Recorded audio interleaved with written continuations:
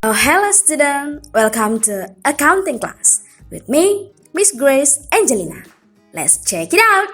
Setelah kita membahas tuntas mengenai cara penyusunan kertas kerja dan juga bagaimana cara menentukan apakah perusahaan memperoleh laba atau rugi hanya dengan melihat selisih hasil dari jumlah debit dan kredit pada kolom laba rugi dan kolom neraca pada kertas kerja. Sekarang kita akan mempelajari mengenai bagaimana cara menyusun laporan keuangan berdasarkan data keuangan pada kertas kerja. Sebelumnya, tujuan utama akuntansi keuangan adalah menyusun laporan keuangan. Laporan keuangan merupakan tujuan akhir dari siklus akuntansi. Apa sih itu laporan keuangan? Laporan keuangan itu adalah laporan yang menunjukkan posisi keuangan suatu perusahaan dalam suatu periode tertentu. Dengan disusunnya laporan keuangan dan diberitahukan ke publik bagi perusahaan terbuka, berarti siklus akuntansi pada periode tertentu telah berakhir dan periode baru akan dimulai. Biasanya, laporan keuangan yang disusun perusahaan terdiri dari laporan laba rugi atau istilah akuntansinya income statement, kemudian ada laporan perubahan modal atau istilah akuntansinya capital statement, kemudian ada laporan neraca atau istilah akuntansinya balance sheet, dan yang terakhir laporan arus kas atau istilah akuntansinya cash flow. Nah, dari 4 jenis laporan keuangan ini, kita akan membahas laporan laba rugi, laporan perubahan modal, dan laporan neraca yang biasanya sering digunakan oleh perusahaan dalam membuat laporan keuangannya. Selengkapnya, kalian boleh lihat di textbook akuntansi halaman 133 sampai dengan 145. Mohon perhatikan pembahasan berikut dengan seksama ya. Pertama sekali, kita akan membahas mengenai laporan laba rugi terlebih dahulu. Apa itu ya laporan laba rugi? Laporan laba rugi adalah laporan keuangan yang menunjukkan pendapatan yang diterima dan beban yang dikorbankan suatu perusahaan selama satu periode tertentu yang digunakan dalam mengetahui laba atau rugi perusahaan. Menyusun laporan laba rugi dari kertas kerja lebih mudah karena data keuangan sudah dikelompokkan sesuai dengan komponen laporan keuangan yang akan disusun. Komponen laporan laba rugi adalah akun pendapatan dan juga beban.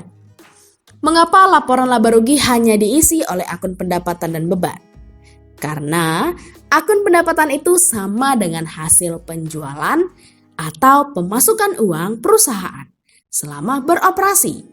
Sedangkan beban adalah pengeluaran uang yang digunakan untuk memperoleh pendapatan tersebut. Adapun bentuk dari laporan laba rugi dapat dilihat pada video pembelajaran ini, di mana pada contoh laporan laba rugi terdapat judul laporan keuangan seperti nama perusahaan, jenis laporan keuangan yaitu laporan laba rugi, dan periode perusahaannya.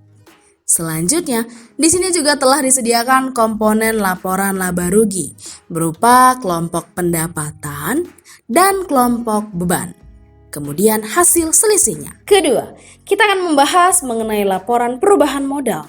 Laporan perubahan modal adalah laporan keuangan yang menunjukkan perubahan modal suatu perusahaan dalam satu periode tertentu. Komponen laporan perubahan modal ini terdiri dari modal, laba atau rugi bersih, dan pengambilan pribadi atau prive. Mengapa laporan perubahan modal hanya diisi oleh modal, laba atau rugi bersih, dan juga prive? Karena jika perusahaan memperoleh laba atau untung, maka akan menambah jumlah modal akhir perusahaan. Namun, jika perusahaan memperoleh rugi, maka akan mengurangi jumlah modal akhir perusahaan. Begitu juga dengan prive. Adanya prive juga akan mengurangi jumlah modal akhir perusahaan. Adapun sumber data untuk penyusun laporan perubahan modal ini adalah kertas kerja kolom laba rugi dan kertas kerja kolom neraca. Laporan perubahan modal dibuat pada perusahaan-perusahaan yang bukan perseroan terbatas atau PT. Karena dalam perseroan terbatas, modalnya tidak berubah. Laporan perubahan modal pada perseroan terbatas atau PT disebut dengan laporan laba ditahan atau istilah akuntansinya Return Earning Statement. Adapun bentuk dari laporan perubahan modal dapat dilihat pada video pembelajaran ini. di mana pada contoh laporan perubahan modal terdapat judul laporan keuangan, seperti nama perusahaan, jenis laporan keuangan yaitu laporan perubahan modal, dan periode perusahaannya. Selanjutnya, di sini juga telah disediakan komponen laporan perubahan modal berupa modal awal, kemudian penambah atau pengurang modal seperti laba bersih atau rugi bersih, dan juga prive.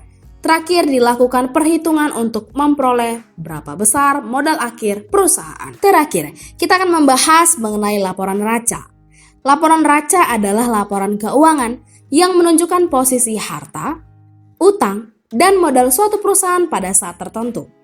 Menyusun laporan neraca dari kertas kerja lebih mudah karena data keuangan sudah dikelompokkan sesuai dengan komponen laporan keuangan yang akan disusun. Komponen laporan neraca adalah harta, utang, dan juga modal.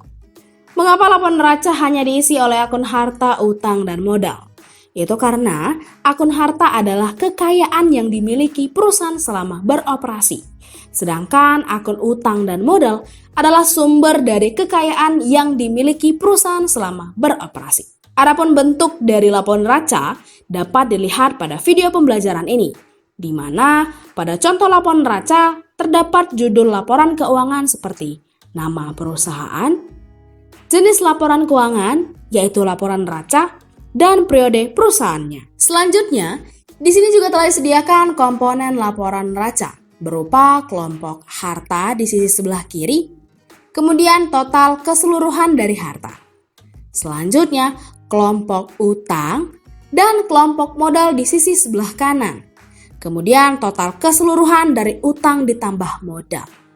Sehingga total pada kelompok akun harta akan sama atau seimbang dengan total pada kelompok akun utang ditambah akun modal. Sekian pembahasan kali ini tentang pengantar laporan keuangan perusahaan jasa. Sekarang lanjutkan latihan yang sudah mi-share di Edmodo di kelas masing-masing ya. Mohon kerjakan dengan teliti. Tetap semangat dan sampai jumpa di pertemuan selanjutnya.